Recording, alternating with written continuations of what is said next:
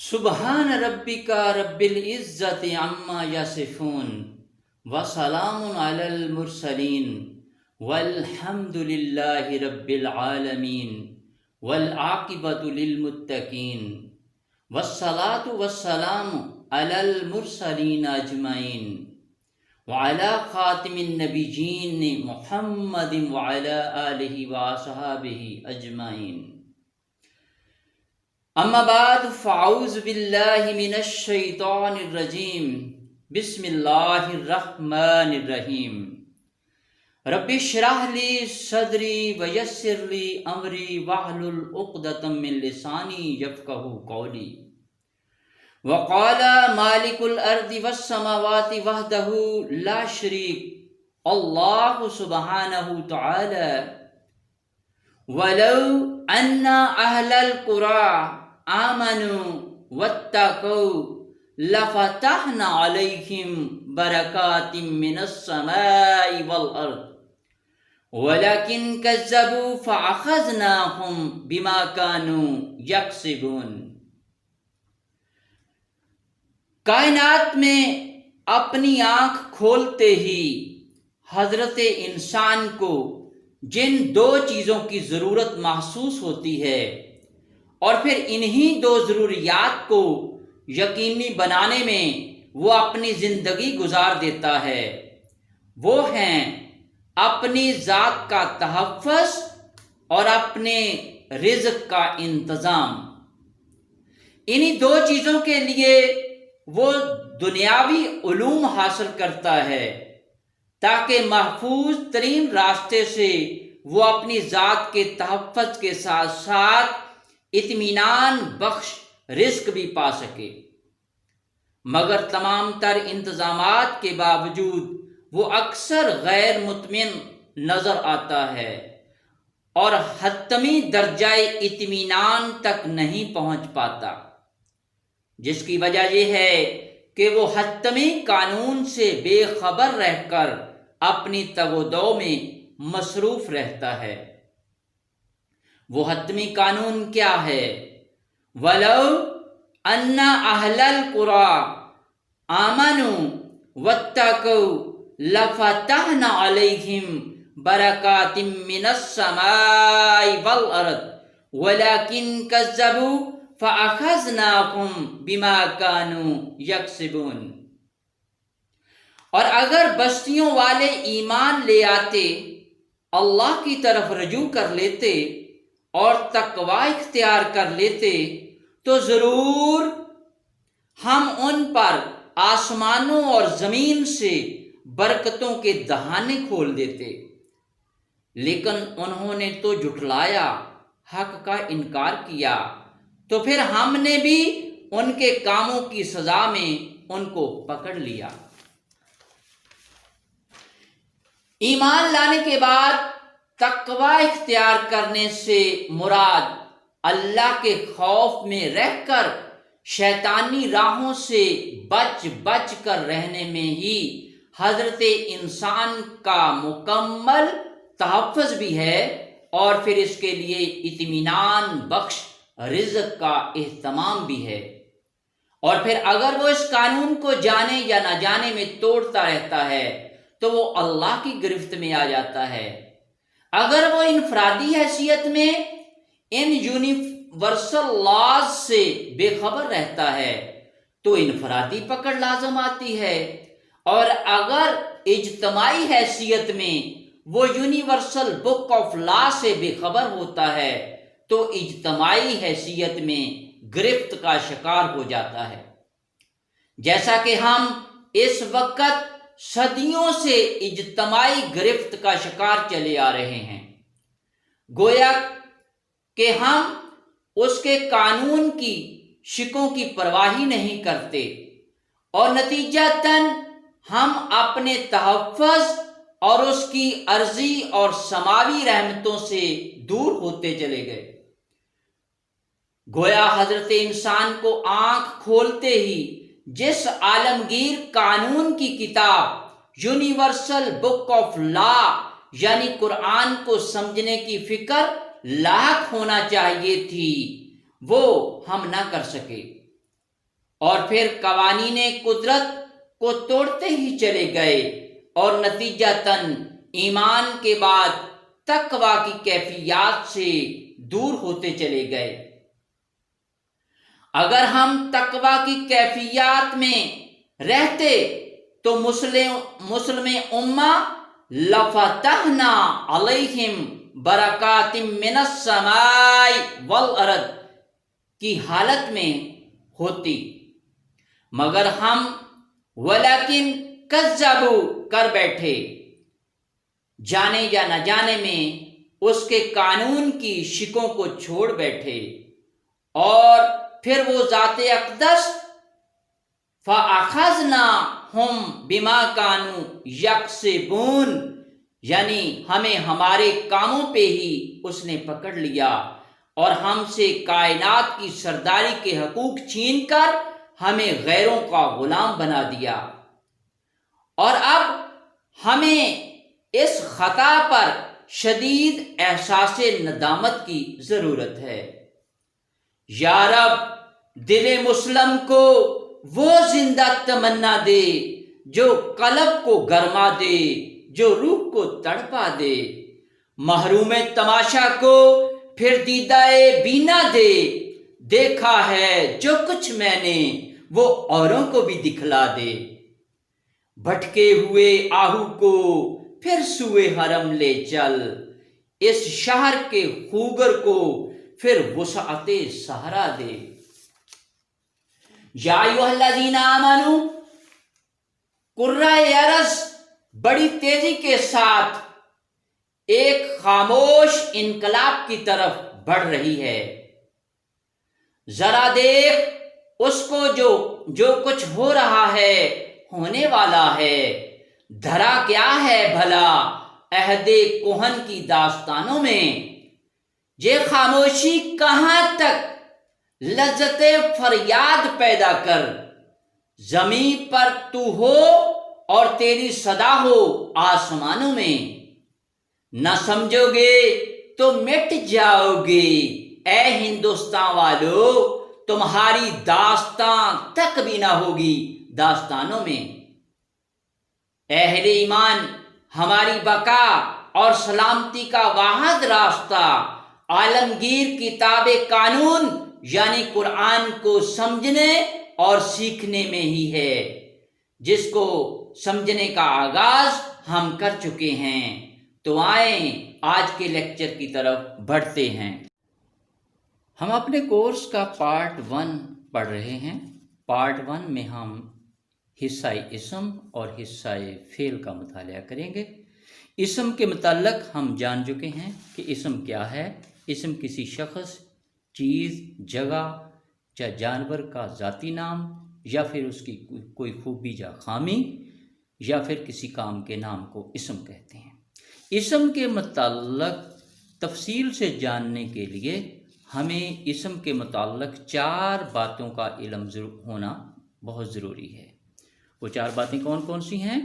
اسم کی جنس، ہمیں یہ جاننا ہوگا کہ اسم کی جنس کیا ہے، وہ مذکر ہے کہ مؤنث ہے، اور اسم کے عدد کے متعلق بھی ہمیں جاننا ہوگا کہ وہ 1 ہے، 2 ہیں، یا پھر 2 سے زیادہ ہیں۔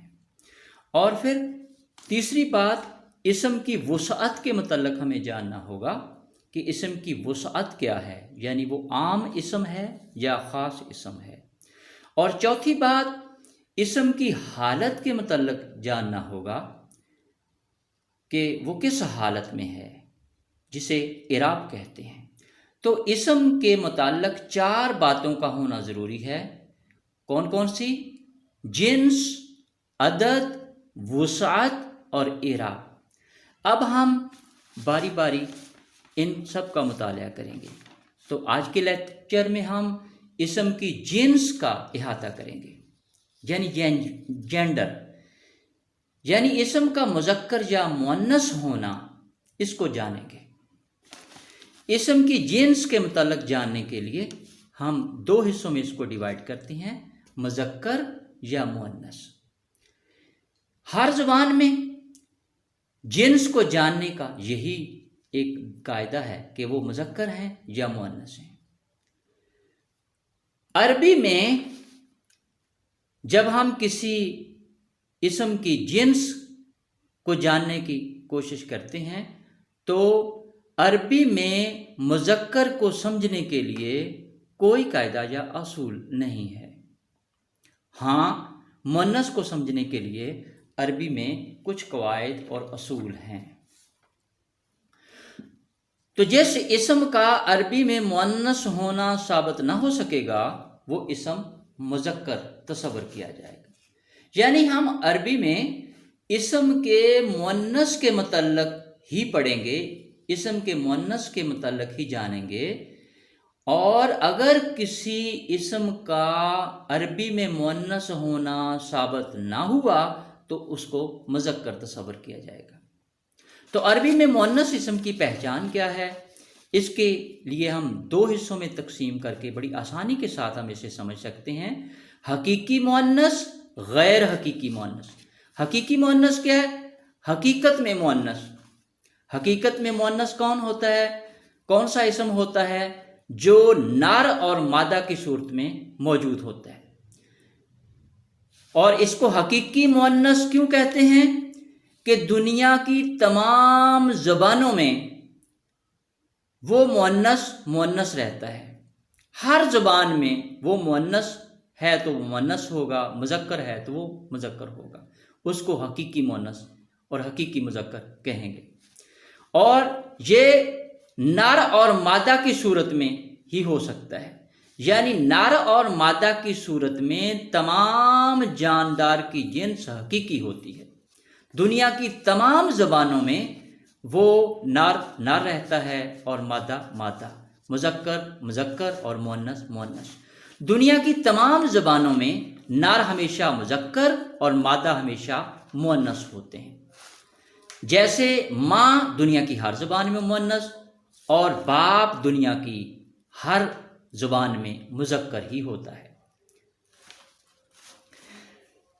اب غیر حقیقی مؤنث دوسری تقسیم، وہ غیر جاندار کی جنس کے متعلق ہے۔ تو تمام غیر جاندار کی جنس ہمیشہ غیر حقیقی ہوتی ہے یا لفظی کہلاتی ہے۔ دنیا کے تمام جاندار وہ حقیقی مؤنث، حقیقی مذکر میں آئیں گے، اور یہ دنیا کی تمام زبانوں میں یکساں ہوں گے۔ اور غیر یکسانیت کہاں پائی جاتی ہے؟ جہاں غیر حقیقی جاندار ہوں، یعنی غیر جاندار ہوں، غیر حقیقی ان کو کہا جاتا ہے جو غیر جاندار ہوں۔ تو غیر جاندار کی جنس ہمیشہ غیر حقیقی یا لفظی کہلاتی ہے، یعنی صرف وہ لفظوں تک محدود ہوتی ہے۔ تو جانداروں کو چھوڑ کر غیر جانداروں میں دنیا کی ہر زبان میں اختلاف آپ کو ملے گا، کہیں کہیں یکسانیت بھی ملے گی، مگر اکثر اوقات آپ کو اختلاف ہی نظر آئے گا۔ یعنی کسی ایک زبان میں وہ مذکر ہے تو کسی دوسری زبان میں وہ مؤنث ہوگا، پھر اگلی زبان میں وہ مؤنث ہوگا تو پھر اگلی زبان میں کسی مذکر ہوگا، مؤنث ہوگا۔ تو اس طرح سے یہ دنیا کی تمام زبانوں میں مذکر اور مؤنث مختلف ہوں گے، اختلاف پایا جائے گا۔ تو تمام غیر جاندار کی جنس ہمیشہ غیر حقیقی ہوتی ہے یا لفظی کہلاتی ہے۔ تو نر اور مادہ کی صورت میں تمام جانداروں کی جنس حقیقی کہلاتی ہے اور وہ تمام زبانوں میں یکساں ہوتی ہے۔ اس لیے اس کا تو فیصلہ ہو چکا کہ وہ نر اور مادہ کی صورت میں اس میں تو کوئی اختلاف نہیں کہ نر ہے، مادہ مادہ ہے، دنیا کی تمام۔ اب جو غیر حقیقی یا لفظی مؤنث ہے اس کو جاننا ضروری ہے۔ تو ہمیں جو سیکھنا ہے وہ غیر حقیقی یا لفظی مؤنث ہی کو جاننا ہے۔ غیر حقیقی جنس کے لیے ہر زبان میں مذکر اور مؤنث کے لیے الگ الگ تقسیم بندی نظر آئے گی۔ تو ہمیں اردو اور عربی میں غیر حقیقی جنس کے متعلق جاننا ہے۔ اردو اور عربی میں غیر حقیقی جنس میں اختلاف بھی ہے اور یکسانیت بھی ہے۔ اردو اور عربی میں غیر حقیقی الفاظ میں یکسانیت بھی ہے اور غیر یکسانیت بھی ہے۔ مذکر الفاظ میں یکسانیت کی چند مثالیں لیتے ہیں، جیسے گھر، بیت، اردو میں بھی بیت اللہ، بیت الخلاء، بیت المقدس کہتے ہیں، اور بیتن عربی میں گھر کو کہتے ہیں۔ اس طرح سے باب اردو میں بھی بولا جاتا ہے، بابن دروازہ، قلب اردو میں بھی بولا جاتا ہے، دل قلبن، صدر سینہ صدرن۔ تو یہ سارے الفاظ دونوں زبانوں میں مذکر ہیں، اردو میں بھی اور عربی میں بھی۔ گھر اردو میں بھی مذکر، عربی میں بھی مذکر۔ میرا گھر، باب میرا دروازہ، صدر میرا سینہ، قلب میرا دل، تو یہ دونوں زبانوں میں مذکر ہے۔ مؤنث الفاظ میں یکسانیت دیکھتے ہیں، ارض زمین، ارضن نار آگ، نارن آنکھ چشمہ، عینن آنکھ یا چشمہ، عینن عربی میں آنکھ یا چشمہ کو کہتے ہیں۔ تو ارض، ارضن، نارن، عینن یعنی آنکھ دونوں زبانوں میں مؤنث ہیں۔ اب آ جاتے ہیں مذکر الفاظ میں غیر یکسانیت کی مثالیں۔ کتاب اردو میں مؤنث، عربی میں مذکر ہے، اور دیوار جدارن اردو میں مؤنث، عربی میں مذکر ہے۔ اب مسجد، مسجدن اردو میں مؤنث، عربی میں مذکر ہے۔ مسجد گر گئی، دیوار گر گئی، تو اردو میں یہ مؤنث بولے جاتے ہیں، عربی میں مذکر۔ اسی طرح سے کتاب اردو میں مذکر ہے، اردو میں مؤنث ہے، عربی میں مذکر ہے، اختلاف پایا جاتا ہے۔ تو فیصلہ کیا ہوا کہ ضروری نہیں کہ اردو میں جو لفظ مذکر ہو وہ عربی میں بھی جا کے مذکر ہی ہو، اسی طرح مؤنث کے لیے بھی یکسانیت ضروری نہیں، مگر ہمارے لیے یہ جاننا بہت ضروری ہے کہ عربی میں بولا جانے والا غیر حقیقی لفظ مذکر ہے کہ مؤنث ہے۔ اردو اور انگلش کے علاوہ بھی بہت سی زبانوں میں مذکر اور مؤنث کی پہچان کے لیے کوئی قاعدہ نظر نہیں آتا، مگر عربی زبان میں غیر حقیقی یعنی غیر جاندار یا لفظی مؤنث، اس کی پہچان کے لیے کچھ نشانیاں عربی میں موجود ہیں، جو کہ نہ ہمیں اردو زبان میں نظر آتی ہیں، نہ انگلش میں، نہ فارسی میں، نہ کسی اور زبان میں۔ تو یہ سہولت آپ کو صرف عربی میں ملے گی کہ آپ عربی کے اسم کا مذکر یا مؤنث ہونا بڑی آسانی سے سیکھ جائیں گے، جبکہ اردو میں، انگلش میں یا کسی دوسری زبان میں اس میں وقت کے ساتھ ساتھ آپ کو پتہ چلتا ہے کہ یہ مؤنث ہے کہ مذکر ہے۔ اب عربی میں غیر حقیقی مؤنث یا لفظی مؤنث، اس کے لیے کچھ نشانیاں موجود ہیں جنہیں دیکھ کر ہی ہم عربی کے الفاظ کے 99.99% یعنی 99% مذکر یا مؤنث ہونے کی پہچان بڑی آسانی سے کر لیتے ہیں، اور بہت ہی کم الفاظ ایسے رہ جاتے ہیں جنہیں زبانی یاد رکھ کر ان کی جنس پہچاننا پڑتی ہے۔ وہ کتنے؟ وہ 0.01% باقی رہ جاتے ہیں جو کہ جنہیں زبانی یاد رکھنا پڑتا ہے۔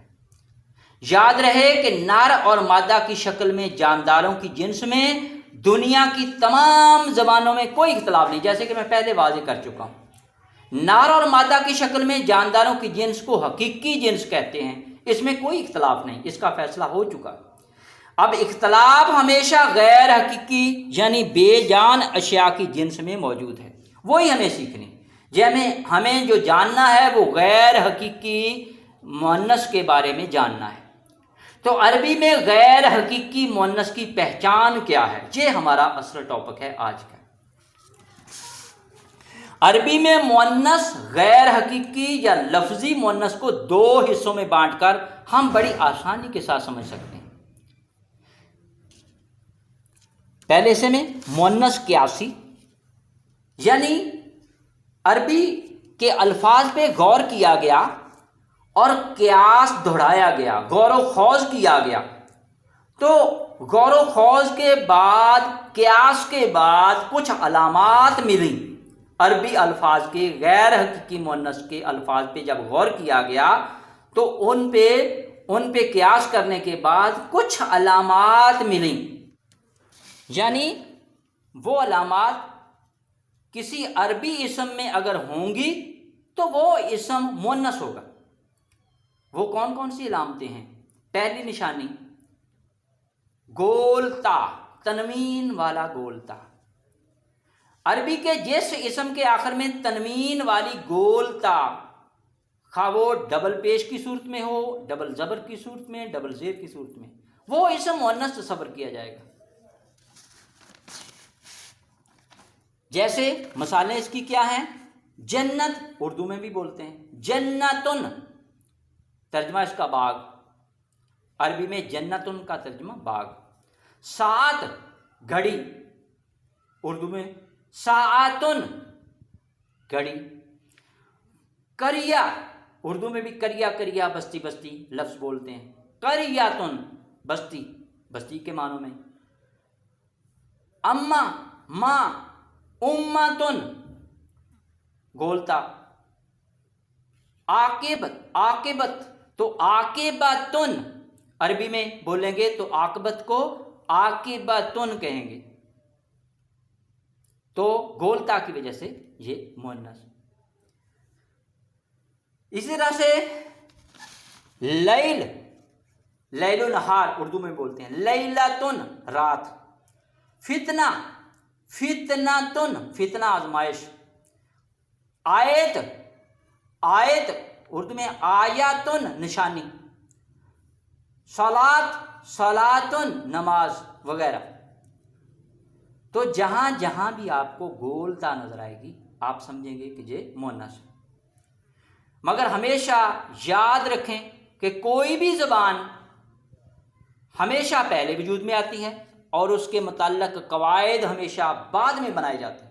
یہ نہیں کہ پہلے قاعدے بنتے ہیں پھر زبان، نہیں، قاعدے تو وہ لوگ بناتے ہیں جنہیں زبان سیکھنے کی ضرورت محسوس ہو، تو قاعدے ہمیشہ بعد میں، قواعد ہمیشہ بعد میں بنائے جاتے ہیں۔ لہذا کسی قاعدے کو بھی کبھی حتمی نہ سمجھا جائے، کہیں بھی اس میں اختلاف یا انحراف آ سکتا ہے۔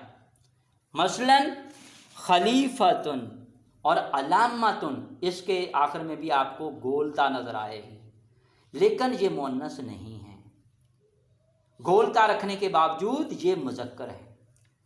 جیسا کہ میں نے پہلے کہہ دیا کہ 99 یعنی 99% ہم عربی کے مؤنث کو سیکھ لیں گے، اور اشاریہ 0.1% یعنی 1% کا بھی 100واں حصہ وہ ہمیں سمجھنا پڑے گا، اور وہ اس کی ضرورت بھی نہیں ہے، صرف آپ نے نشانیاں سمجھنی ہیں۔ وہ کہیں کہیں شاذ و نادر ہیں، جیسے خلیفتن یا علامتن نکل آئے، تو اس طرح کے الفاظ آپ کو خود بخود یاد ہو جائیں گے، اس کی ٹینشن لینے کی کوئی ضرورت نہیں، آپ نے صرف قواعد پہ توجہ دینی ہے۔ تو اس لیے کبھی انحراف جو وہ ہو سکتا ہے، وہ انحراف اشاریہ 0.1% ہوگا، اس لیے اکثر الفاظ ہمیشہ قواعد کے مطابق ہی ہوں گے۔ اور دوسری نشانی جو غیر حقیقی مؤنث کی آپ کو عربی میں نظر آئے گی وہ ہے عربی کا جو اسم آؤ کی آواز پر ختم ہو اور آؤ کی آواز سے پہلے حرف پر فتحہ یعنی زبر ہو، جسے الف ممدودہ یعنی کہا جاتا ہے، مد والا الف، اس کو الف ممدودہ، ممدودہ مد والا الف، جس پہ مد ہو، آؤ الف پہ مد ہے اس لیے الف ممدودہ کہا گیا۔ عربی کا جو اسم بھی آؤ پر ختم ہوگا وہ بھی مؤنث تسلیم کیا جائے گا۔ جیسے اردو میں صحرا بولتے ہیں تو عربی میں صحراؤ، صحراؤ جنگل۔ اس طرح سے بیضا، ید بیضا اردو میں بھی استعمال کرتے ہیں، بیضاؤ یا بیضوی بولتے ہیں، بیضاؤ یہ بھی مؤنث، کیونکہ آؤ کی آواز آخر پہ آ رہی۔ اور اسی طرح سے گنبد خضرا اردو میں بولتے ہیں خضراؤ، سبز، گنبد خضرا سبز گنبد، اردو میں بولتے ہیں خضراء، عربی میں سبز. ہمرا، ہمرا آرٹ گیلری اردو میں بولتے ہیں ہمراء، سرخ. زرقا اردو میں بھی بولتے ہیں زرقاء، نیلی. سودا یا حجر اسود، سیاہ کالا رنگ. سوداء. ازرا، دوشیدہ، یہ بھی اردو میں بولتے ہیں ازراء، دوشیدہ. تو جہاں جہاں بھی آؤ کی آواز آ رہی ہے، الف ممدودہ جن کے الفاظ کے ساتھ آ رہا ہے، آخر پہ آ رہا ہے، وہ عربی میں مؤنث ہوں گے. تیسری نشانی، عربی کے جس اسم کے آخر پہ یا ہو اور یا سے پہلے حرف پر کھڑی زبر ہو جسے الف مکسورہ کہا جاتا ہے. آخر پہ اس کو کہیں گے الف مکسورہ، یعنی کسر والا الف.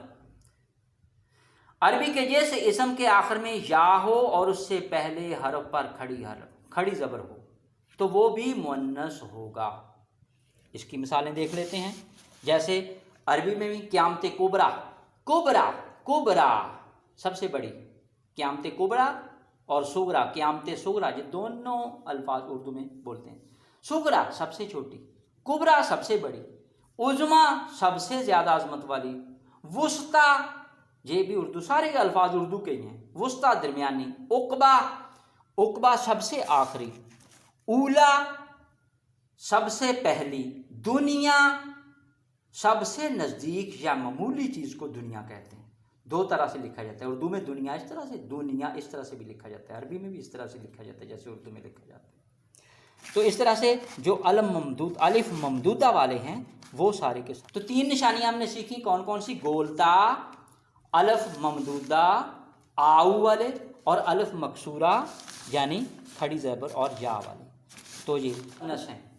ایسے اسم جن میں مؤنث کی تینوں علامتیں گولتا، آؤ اور آخر میں یا یعنی الف ممدودہ اور الف مکسورہ میں سے کوئی بھی نہیں پائی جائے گی.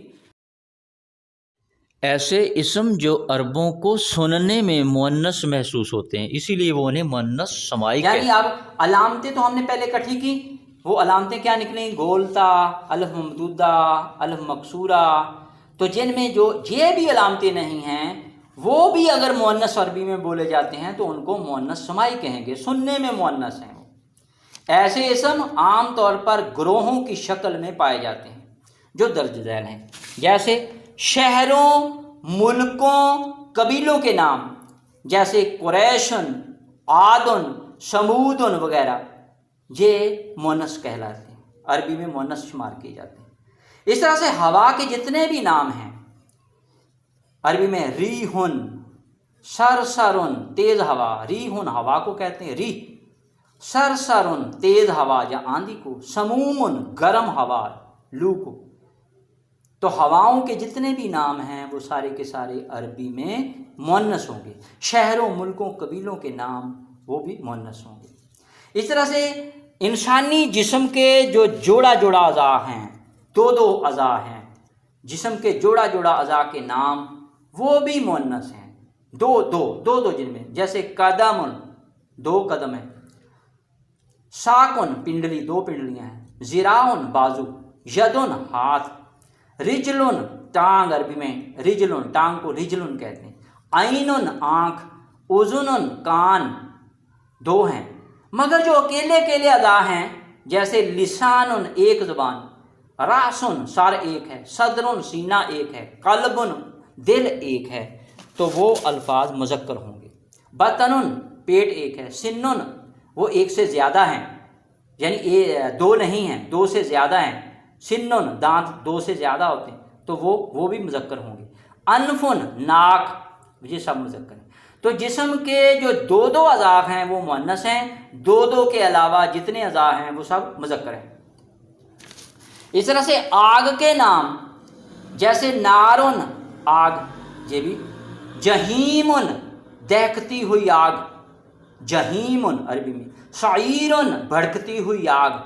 اور جہنم کے جتنے بھی نام ہیں سب کے سب، آگ کے نام اور جہنم کے تمام نام یہ بھی عربی میں مؤنث ہوتے ہیں. تو مؤنث سمائی کیا ہوئے؟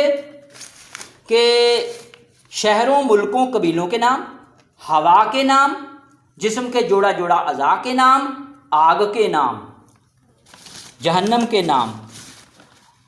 تو اب ان کو یاد کیسے رکھیں گے؟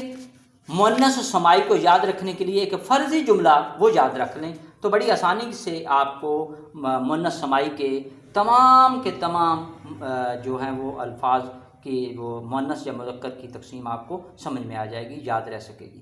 جیسے شہر شہروں کے نام، ملک ملکوں کے نام، قبیلہ قبیلوں کے نام، ہوا ہواؤں کے نام، جسم کے جوڑا جوڑا اعضاء اور آگ یا جہنم کے نام، جس سب کے سب مؤنث ہیں، جس سب کے سب مؤنث سمائی ہیں۔ تو اب اس کو ایک جملے میں کیسے ہم آسانی سے یاد رکھ سکتے ہیں؟ شہر جملہ ایک بنا لیں، فرضی جملہ، شہر ملک قبیلہ ایسی ہوا چلی جس نے جسم کے جوڑا جوڑا اعضاء کو آگ لگا کر رکھ دی۔ تو شہر ملک دوسرے نمبر پہ، قبیلہ تیسری، ہواؤں کے نام، جسم کے جوڑا جوڑا اعضاء چوتھی، اور آگ چھٹی۔ جسم کے شہر ملک قبیلہ ایسی ہوا چلی جس نے جسم کے جوڑا جوڑا اعضاء کو آگ لگا کر رکھ دی۔ تو 6 کے 6 سب کے سب جو اس میں مؤنث سمائی ہیں وہ آپ کو اس ایک جملے میں کہ یاد رکھنے سے آسانی سے یاد رہ سکیں گے۔ اب اس کے علاوہ جو باقی بچ گئے ہیں ان کو بھی ہم بڑی آسانی کے ساتھ یاد کر لیں گے۔ باقی ماندہ قرآنی مؤنث وہ ہم کیسے یاد کریں گے؟ آخر میں جو باقی مؤنث ہیں وہ دیکھیں گے پورے قرآن میں وہ کون کون سے ہیں، کیسے ہیں۔ جیسے سماؤن شمسن سورج، یہ بھی مؤنث، حربن لڑائی، نفسن شخص یا جان، آسن لاٹھی، سبیلن راستہ، ارضن زمین، دارن عربی میں ٹھکانے کو کہتے ہیں، اور بیرن کنواں، عربی میں کنویں کو بیرن کہتے ہیں، دلون ڈول، خمرن شراب، کاسن پیالہ، رؤیا خواب۔ یہ وہ الفاظ ہیں جو قرآن میں استعمال ہوئے ہیں، قرآن میں آئے ہیں، اور یہ بھی مؤنث ہیں، یہ بھی ہم یاد کرنا ہمیں۔ سماؤن آسمان، شمسن سورج، حربن لڑائی یا جنگ، نفسن شخص یا جان، آسن لاٹھی، سبیلن راستہ، ارضن زمین، دارن ٹھکانہ، بیرن کنواں، دلون ڈول، خمرن شراب، کاسن پیالہ، رؤیا خواب۔ یہ 12-13 الفاظ ہیں جو ہمیں زبانی یاد رکھنے ہوں گے۔ پھر دوہرا دیتا ہوں، سماؤن آسمان، شمسن سورج، یہ مؤنث ہے، حربن لڑائی جنگ مؤنث، نفسن شخص یا جان مؤنث، آسن سبیلن ارضن آسن لاٹھی، سبیل راستہ، ارضن زمین، دارن ٹھکانہ، بیرن کنواں، دلون ڈول، خمرن شراب، کاسن پیالہ، رؤیا۔ یہ سارے کے سارے الفاظ بھی کیا ہیں؟ یہ عربی ہیں، یہ مؤنث ہیں۔ انہیں بھی یاد رکھنے کے لیے ایک فرضی کہانی ہم ترتیب دے لیتے ہیں۔ جیسے آسمان پر ستاروں اور سورج کی جنگ ہو رہی تھی، ایک شخص وہاں موجود تھا، اس کے ہاتھ میں لاٹھی تھی، وہ ڈر کر بھاگا، اس نے زمین کی طرف راہ لی اور کنویں کے نزدیک ٹھکانہ بنا لیا۔ اس نے کنویں میں ڈول ڈالا اور اسے پیالے میں انڈیلا تو وہ شراب تھی۔ اسی اثناء میں اس کی آنکھ کھل گئی، گویا وہ ایک خواب تھا۔ اس نے اللہ کا شکر ادا کیا کہ اس کا ایمان بچ گیا۔ اب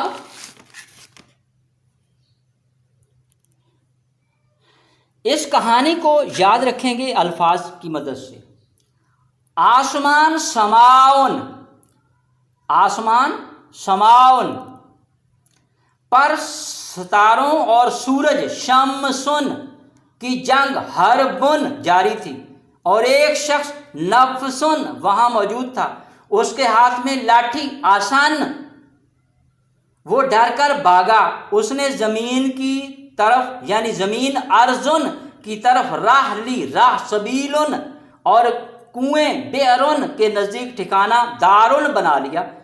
اس نے کنویں میں ڈول ڈالا، ڈول دلون، اور اسے پیالے یعنی کاسن یا گلاس میں انڈیل دیا، دیکھا تو وہ شراب خمرن تھی، اسی اثناء میں اس کی آنکھ کھل گئی، گویا کہ وہ ایک خواب یعنی رؤیا تھا۔ اس نے اللہ کا شکر ادا کیا کہ اس کا ایمان بچ گیا۔ اب یہ وہ ٹوٹل آج کے لیکچر میں عربی کے جتنے مؤنث ہیں وہ ہم نے سب نے سیکھ لی۔ اب ان کا تھوڑا سا خلاصہ آپ کے سامنے رکھتا ہوں۔ عربی میں مذکر اور مؤنث ہم نے آج سیکھے، تو مذکر کے لیے کوئی قاعدہ نہیں، وہ ہم نے جان لیا۔ مؤنث کے لیے قاعدے موجود ہیں۔ مؤنث میں بھی حقیقی جنس وہ اس کا فیصلہ پہلے سے ہی ہو چکا ہوتا ہے کہ یعنی وہ الفاظ جو نر اور مادہ کی شکل میں یعنی پائے جاتے ہیں یعنی جاندار ہیں، ان کے متعلق تو جاننا ضروری ہے۔ اب رہی غیر حقیقی، غیر حقیقی اس میں صرف آپ نے آج کے لیکچر میں مؤنث غیر حقیقی کو یاد رکھنا ہے۔ حقیقی نر اور مادہ کی شکل میں وہ تو پہلے سے فیصلہ موجود ہے۔ تو غیر حقیقی میں 3 نشانیاں، وہ کون کون سی؟ گولتا، گولتا، آؤ یعنی الف ممدودہ اور الف مکسورہ، یہ تینوں نشانیاں۔ اور دوسری بات جو آپ نے ایک جملہ بنایا تھا، عربی کے تمام مؤنث اسماء کو یاد رکھنے کے لیے 3 نشانی، ایک جملہ اور اب آخر ایک پہ کہانی۔ اس میں صفت میں مذکر سے مؤنث بنانے کا قاعدہ آپ جان چکے ہیں کہ اس میں صفت بھی اس میں صفت اسم کہلاتا ہے۔ جیسے کسی شخص، جگہ، چیز، جانور کی خوبی یا خامی ہو تو اسے اس میں صفت کہا جاتا ہے۔ تو اس میں صفت میں مذکر سے مؤنث بنانے کا قاعدہ کیا ہے کہ اس میں صفت واحد اس میں صفت لیں، اس کے آخری حرف کو فتحہ یعنی زبر دے دیں، اور دوسرے نمبر پہ آخر میں گول تا تنوین والی کا اضافہ کر دیں۔ جیسے مسلم صفت ہے، انسان کی صفت ہے فرما برداری کرنے والا یعنی اللہ کا فرما بردار بندہ، اور مسلمہ فرما برداری کرنے والی۔ عربی میں مسلم سے مسلمت، مسلمن فرما برداری کرنے والا، اور اس کا مؤنث کیسے بنائیں گے؟ مسلمن، میم کی تنوین کو ہٹا کے، ڈبل پیش کو ہٹا کے اس پہ زبر دے دیں گے اور آخر پہ گولتا کا اضافہ کر دیں، مسلمتن۔ اس طرح سے مؤمن ایمان لانے والا، اردو میں مؤمنہ ایمان لانے والی، اور عربی میں بھی مؤمنن ایمان لانے والا مرد، مؤمنتن ایمان لانے والی عورت۔ اس طرح سے کافر انکار کرنے والا مرد، کافرہ انکار کرنے والی اردو میں بولتے ہیں، اور اردو ہی سے کافرن انکار کرنے والا، کافراتن انکار کرنے والی، اور آ کی تنوین کو ہٹا کے آخر پہ گولتا کا اضافہ کر دیا۔ اور اس طرح سے مشرک شرک کرنے والا مرد، مشرکہ شرک کرنے والی عورت، مشرکن عربی میں شرک کرنے والا مرد، مشرکتن شرک کرنے والی۔ اس طرح سے صادق سچ بولنے والا، صادقہ سچ بولنے والی، صادقن عربی میں صادقاتن، کاذب جھوٹ بولنے والا، کاذبہ جھوٹ بولنے والی عورت، اور عربی میں کاذبن سے کاذباتن۔ اس طرح سے صالح نیکی کرنے والا، صالحہ نیکی کرنے والی، اور عربی میں بھی صالحن سے صالحاتن۔ بارک اللہ العظیم وما علینا الا البلاغ المبین۔